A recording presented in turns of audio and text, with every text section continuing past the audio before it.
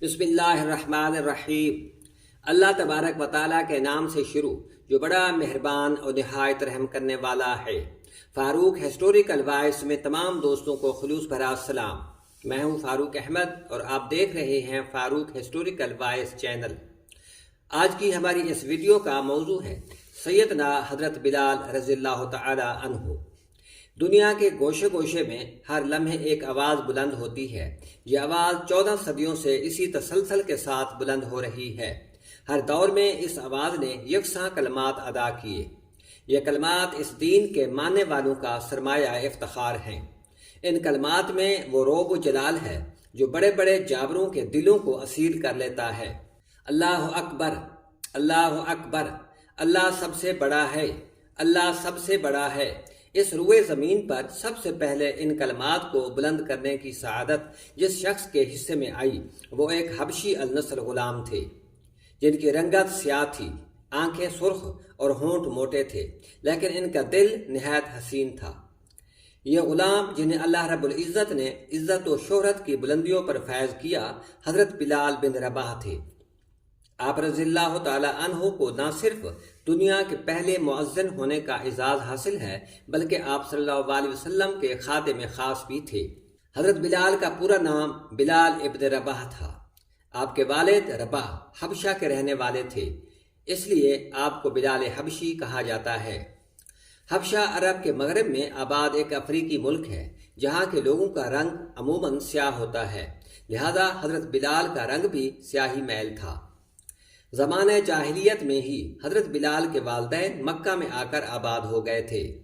بلال کے والدین حبشہ کے غلاموں میں سے تھے، لہذا بلال پیدائشی طور پر مکہ کے ایک شخص امیہ ابن خلف کے غلام تھے اور ان کی بکریاں چرایا کرتے تھے۔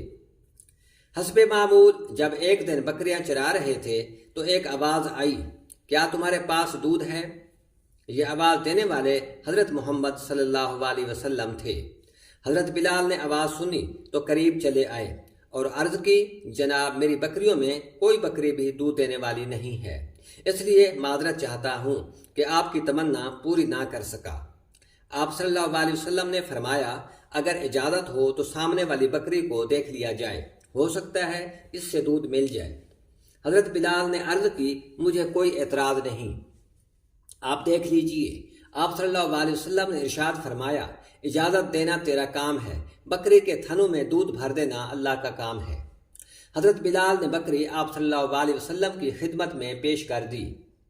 رسول اللہ صلی اللہ علیہ وسلم نے جب بکری کے تھنوں کو ہاتھ لگایا تو تھنوں میں سے دودھ جاری ہو گیا۔ اس واقعہ کے بعد حضرت بلال آپ صلی اللہ علیہ وسلم کے قریب ہونے لگے۔ ایک دن آپ صلی اللہ علیہ وسلم نے فرمایا، اے بلال، میں اللہ کا رسول ہوں اور اللہ ایک ہے، اس کا کوئی شریک نہیں، اس بارے میں تمہارا کیا خیال ہے؟ حضرت بلال جو پہلے ہی اپنا دل آپ صلی اللہ علیہ وسلم کو دے چکے تھے فوراً بول اٹھے، لا الہ الا اللہ محمد الرسول اللہ۔ بس اسی دن سے حضرت بلال آپ صلی اللہ علیہ وسلم کی محبت کے ایسے اسیر ہوئے کہ آخری دم تک یہ تعلق قائم رہا۔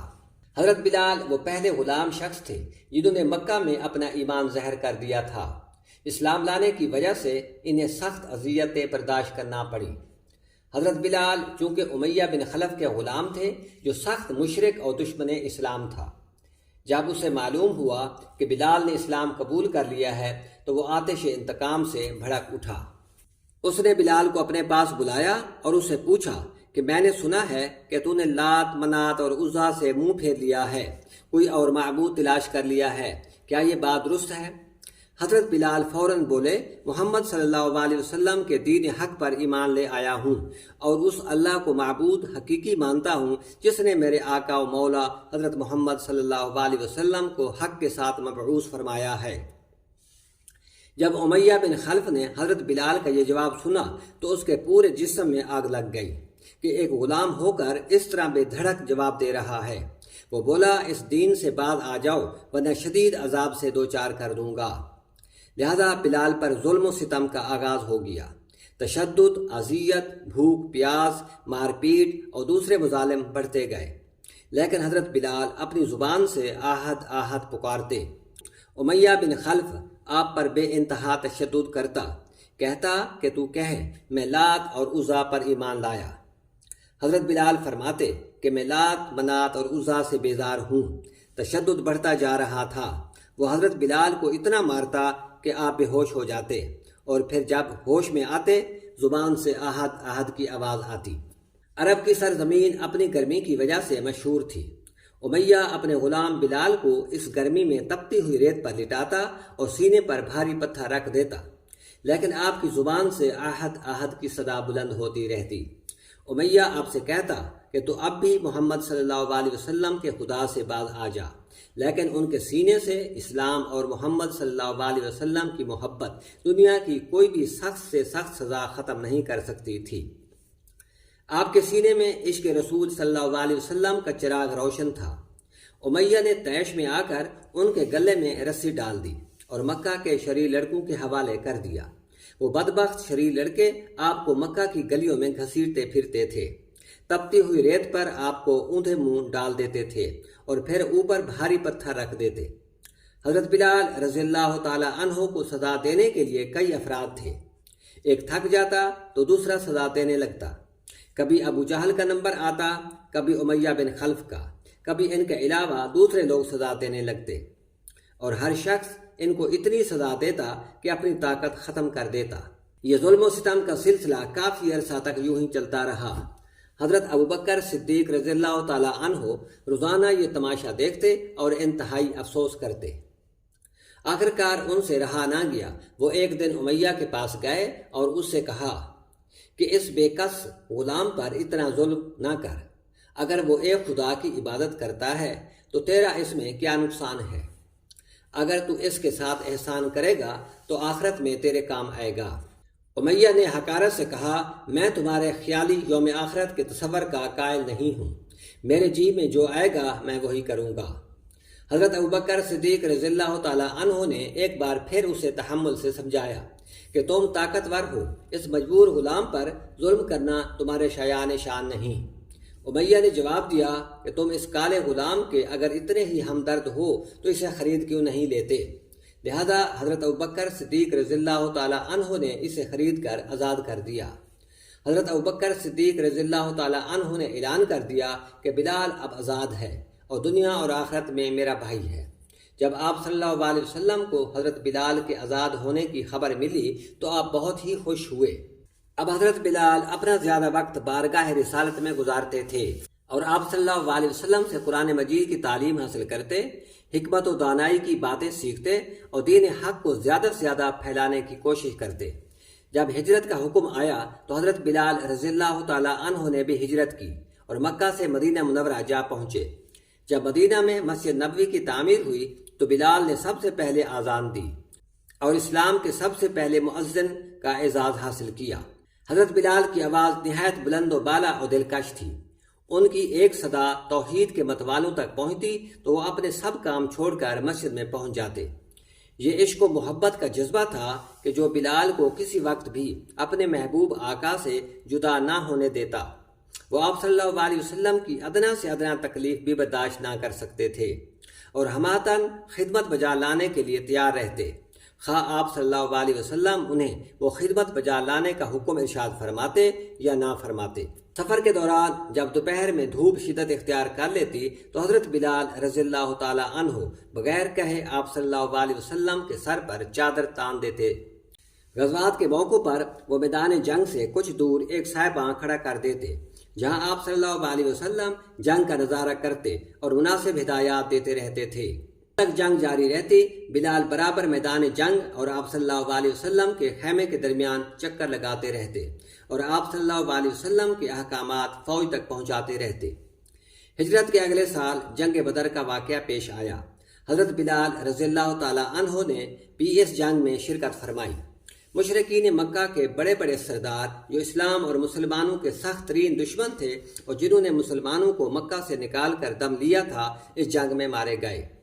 ابو جہل اور امیہ بن خلف جو حضرت بلال رضی اللہ تعالی عنہ پر بے انتہا ظلم کرتے تھے، دونوں جہنم واصل ہوئے۔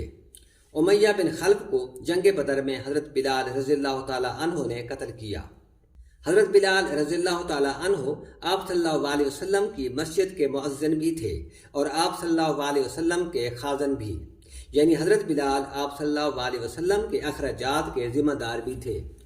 کوئی ضرورت مند آپ صلی اللہ علیہ وسلم کے پاس آتا تو آپ صلی اللہ علیہ وسلم اس کی ضرورت پوری کرنے کے لیے حضرت بلال رضی اللہ تعالیٰ عنہ کو حکم فرما دیتے، وہ اس کی ضرورت پوری کر دیتا۔ سن 2 ہجری میں اذان شروع ہوئی۔ اذان کا حکم نازل ہونے سے پہلے آپ صلی اللہ علیہ وسلم کا ایک منادی کسی اونچی جگہ پر کھڑے ہو کر بلند آواز سے یہ الفاظ کہتا، الصلاۃ جامعۃ، نماز کھڑے ہونے کا وقت آ گیا ہے۔ یہ سن کر لوگ نماز کے لیے مسجد میں جمع ہو جاتے۔ جب قبلہ بیت المقدس سے ہٹا کر خانہ کعبہ کی جانب کر دیا گیا تو مسلمانوں کو اس امر کا احساس ہوا کہ کوئی ایسا طریقہ ہونا چاہیے جس سے دور دور کے لوگ بآسانی نماز کے لیے مسجد میں جمع ہو سکیں۔ اس مسئلے کے حل کے لیے مختلف تجاویز پیش کی گئیں۔ کسی نے کہا بگل بجانا چاہیے، کسی نے کہا بلند ٹیلے پر آگ جلا دینی چاہیے، لیکن کسی بات پر فیصلہ نہ ہو سکا۔ ایک صحابی حضرت عبداللہ بن زید انصاری رضی اللہ تعالیٰ عنہ اس فکر میں گھر پہنچے۔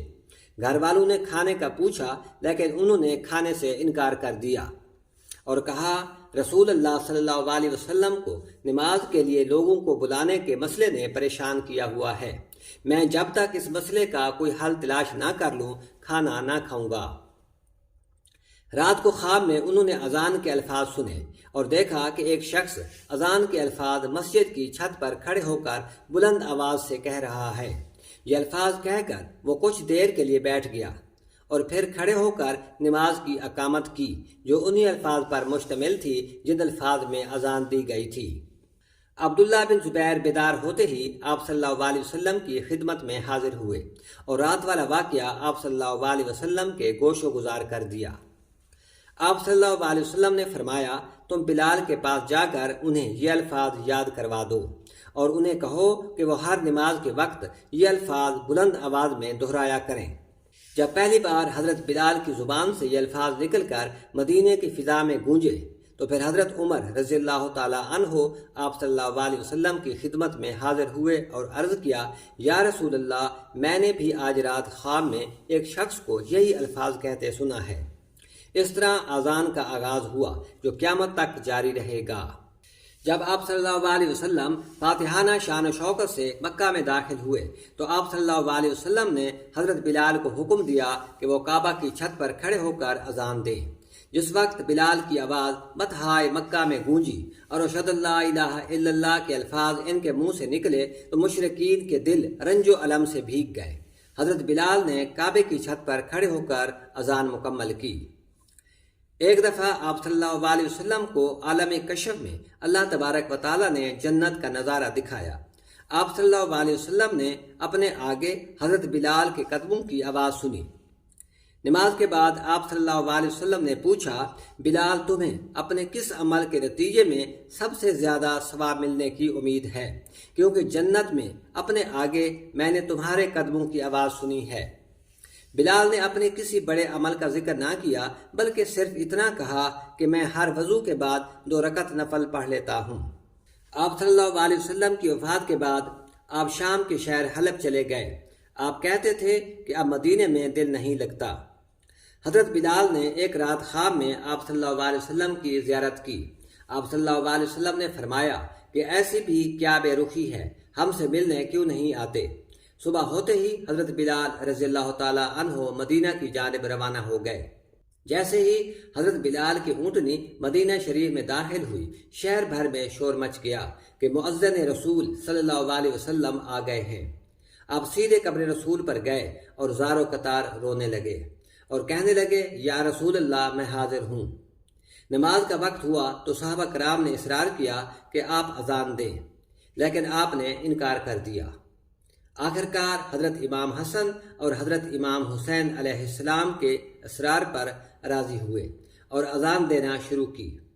بلال نے جیسے ہی اللہ اکبر کہا، مدینے کی گلیوں میں کوہرام مچ گیا۔ لوگ روتے ہوئے مسجد کی جانب دوڑ کر آنے لگے۔ جب اشہد ان محمد رسول اللہ کہا تو ممبر رسول کی طرف نگاہ کی اور ممبر رسول کو خالی دیکھا تو غش کھا کر گر گئے۔ یہ حضرت بلال رضی اللہ تعالیٰ عنہ کی زندگی کی آخری اذان تھی۔ یہ واقعہ اسد الغابہ میں تحریر ہے۔ حضرت بلال رضی اللہ تعالیٰ عنہ کی وفات 20 ہجری میں دمشق میں ہوئی۔ ناظرین کرام، آپ سے گزارش ہے کہ ہمارے اس چینل کو سبسکرائب کریں، لائک کریں اور شیئر کریں۔